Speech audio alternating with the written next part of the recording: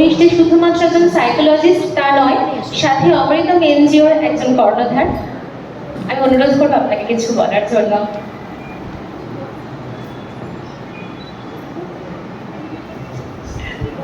কি বলবো, এখানে আমি জিজ্ঞাসা করেছিলাম মৈনাককে আজকে অনুষ্ঠানটা ঠিক কি বিষয়ে, তো বলেছিল যে এই যে সোসাইটি যে তৈরি করছে সবাই মিলে, আরও এরকম যারা সংগঠন তৈরি করেছেন এবং সংগঠনের সাথে যুক্ত, যদি সবাই একসাথে কাজ করতে পারে তাহলে খুব ভালো হয়। এরকম একটা বাসনা থেকেই মৈনাক এই ধরনের আয়োজন করেছে। সেই সূত্রে বলতে পারি যে একটা জিনিস খেয়াল করে দেখেছি যে এই মুহূর্তে আমাদের এরকম ছোট ছোট সংগঠন যা কাজকর্ম করছে, তাদের এখানে আমার সামনে যারা বসে আছে না, বেশিরভাগ খুব ছোট বাচ্চারা রয়েছে, সেই জন্য আরো দেখে আরো মনে পড়ছে সেই কথাটা, যে সবাই কিছু মানে একটা গাছের যেন ওপরে মানে গোড়ার দিকে না গিয়ে আগায় কাজ করার একটা বাসনা বা একটা মানসিকতা থাকে। সেখানে এখানে আরো অনেকে আছে যারা খুব শিকড়ে গিয়ে কাজ করতে পছন্দ করে। সেরকম আমার মনে হয় যারা খুব ছোট, যারা বাচ্চা এখনো স্কুলে পড়ে, স্কুল লেভেলে, যারা অল্প অল্প বুঝতে শিখছে, সেই সমস্ত মানুষদের, সেই সমস্ত বাচ্চাদের নিয়ে যারা যদি কোনো কাজ করা যায়, তার মানে যে কোনো সাংস্কৃতিক বা শিক্ষা বিষয় যা কিছু বিষয়, মানে তারা যে বিষয়টা নিয়ে কাজ করতে চায়, তার সেটা একটা শিকড় থেকে কাজ শুরু করাটা খুব দরকার, ছোটদের মধ্যে ছড়িয়ে দেওয়াটা খুব দরকার। যে কোনো ভাবনা ছোটদের মধ্যে খুব তাড়াতাড়ি সঞ্চারিত হয় এবং ছোটদের মধ্যে খুব ব্যাপারটা গেঁথে যায়, যে কোনো শিক্ষা, যে কোনো ভালো কিছু, এবং সেইটাই পরবর্তীকালে কাজে লাগে। আমার তো সেটাই মনে হয়। তাই আমি সকলের কাছে, এখানে আরও সংগঠনের সাথে যুক্ত মানুষরা আছেন, মানুষদের নিয়ে কাজ করছেন, এরকম মানুষ আছেন, মন নিয়ে কাজ করছেন, প্রত্যন্ত শিল্পীদের নিয়ে কাজ করছেন, এরকম মানুষ আছেন। আমি মনে হয় এরা সবাই, আপনারা সবাই সহমত পোষণ করবেন যে কোনো মানুষের জন্য কাজ করতে গেলে, কোনো সমাজের জন্য কাজ করতে গেলে, জাতির জন্য কাজ করতে গেলে একদম রুটে, একদম শিকড়ে যারা ছোট, সেই জায়গাটা আগে ধরতে হয়।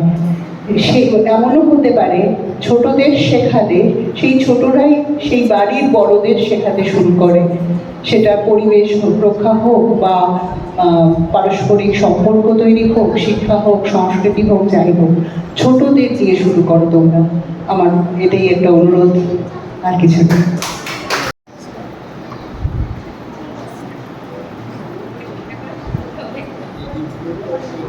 হ্যালো হ্যালো, আপনার বক্তব্য আমরা শুনলাম। এখন আপনার কাছে আমাদের একটা প্রশ্ন আছে, যে এই যে আমরা সামাজিক যে সমস্ত গোষ্ঠী রয়েছি, আমরা তো বিভিন্ন মানুষ, সমাজ এদেরকে নিয়ে কাজ করি। তো আমরা যখন এই বললেন রুটে গিয়ে কাজ করতে হবে, তো যখন কাজগুলো আমরা করি বিভিন্ন সমস্যার সম্মুখীন হতে হয়। তো সেই সমস্যাগুলো কিরকম হতে পারে, বা সেই সমস্যাগুলো থেকে কিভাবে আমরা ওভারকাম করতে পারি, এই ব্যাপারে যদি কিছু একটু বলেন। বা আমাদের মনের কিরকম, আমাদের ধ্যান ধারণা নিয়ে নামতে হবে, আমাদের মনের কিরকম পরিবর্তন নিয়ে আমাদের নামতে হবে, সেটা একটু আমাদের আলোচনা করুন। মানুষ পেতে খুব ভালোবাসে, তাদের যদি এমনি এমনি কিছু দেওয়া হয় সেটা সবসময় খুব অ্যাকসেপ্টেড হয়, ভালো লাগে, তাতে কোনো সমস্যা হয় না। আমরা কোথাও গেলাম, কাউকে কিছু দিয়ে এলাম, মানে যেটা সোজা কথায় কোট অ্যান্ড কোট বলা হয় সাহায্য করা, এই শব্দটা খুব খারাপ, কিন্তু এটার মধ্যে না থাকাই ভালো। এবং যারা এই প্রতিনিয়ত সাহায্য বা সম্মান পাচ্ছেন, সেই জায়গা, মানে সেই ভাবনাটা থেকে তাদের বের করে আনতে হবে। যেটা রবীন্দ্রনাথের কথাতে, যে একটা মানুষ যদি নিজে স্বয়ংসম্পূর্ণ হয়, নিজের ভাবনাটা খুব পরিষ্কার হয়, নিজের কাজ নিজে, মানে নিজের পায়ে দাঁড়ানো বলতে যা বোঝায়, নিজের কাজটা সে নিজে করতে পারে, তাহলে সেই মানুষকে যে কোনো জায়গায়, যে কোনো শহরে, গ্রামে, যে কোনো সমাজে রাখলেই তিনি ঠিক বেরিয়ে যাবে, তার কোনো সমস্যা হবে না। এরকম ছোট ছোট জায়গা, মানে একটা গ্রাম, একটা পাড়া, একটা শহর, ছোট ছোট জায়গা দিয়ে কিন্তু কাজ করা যায় যদি তার শিকড়টা শক্ত হয়। তো আমি যখন কাউকে সাহায্য করব, কাউকে জামা কাপড় দেবো, কাউকে খাবার দেবো, কাউকে কম্বল দিয়ে আসবো শীতে, যারা তো বেশিরভাগ সংগঠন যেগুলো করে থাকে, তাহলে সবাই খুব খুশি, কোনো অসুবিধা নেই।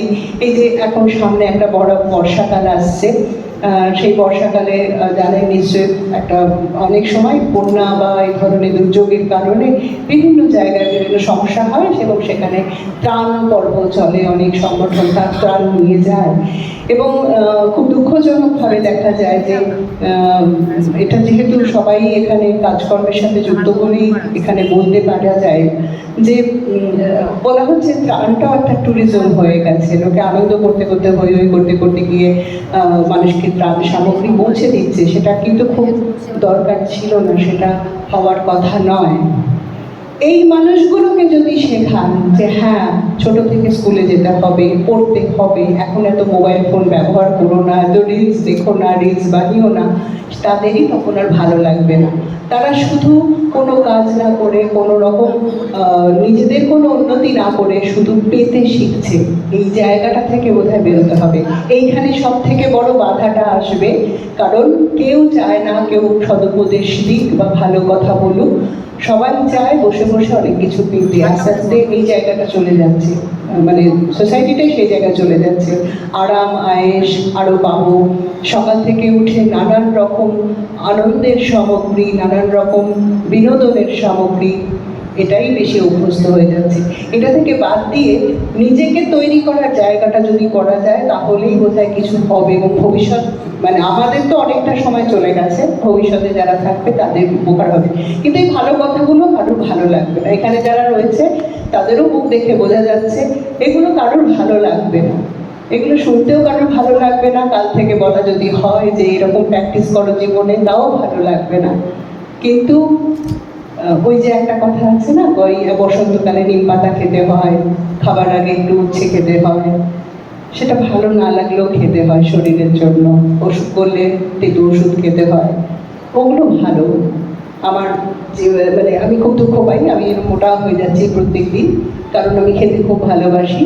আমি খুব দুঃখ পাই এবং প্রত্যেক বছর খুব মানে ওই বছরে বছরে রেজুলেশন হয় যে দুঃখ প্রকাশের জায়গা থাকে এবং আমি তখন বলি যে হে ভগবান, সমস্ত দুনিয়ার যত মানে মুখরোচক খাবার সবই ক্ষতিকর, আর যত মানে উপকারী খাবার একটাও খেতে ভালো না, কেন এত অবিচার, কেন কেন আমার মানে আমি যেটা ভীষণ ভালোবাসি খেতে সেটা কেন স্বাস্থ্যকর হবে না?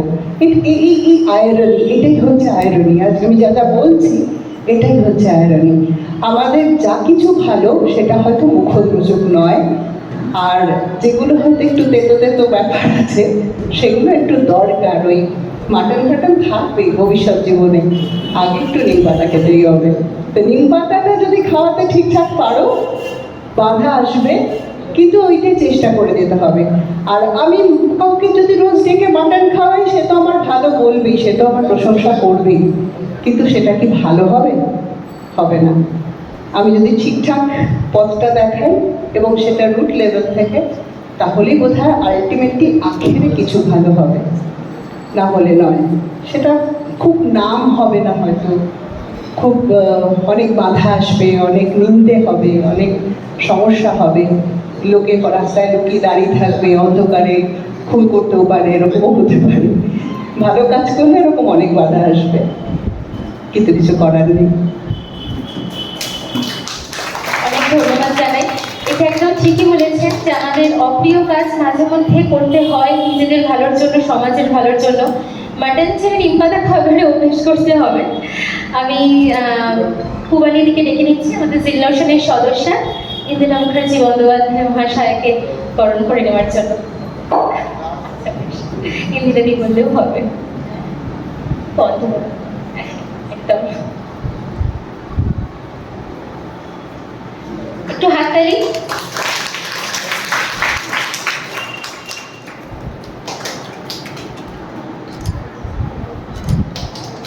ইন্দিরা মুখার্জি বন্দ্যোপাধ্যায় মহাশয়কে বরণ করে নিল আমাদের জিল্লা রোশনের সদস্যা। অনেক ধন্যবাদ জানাই দিদিকে।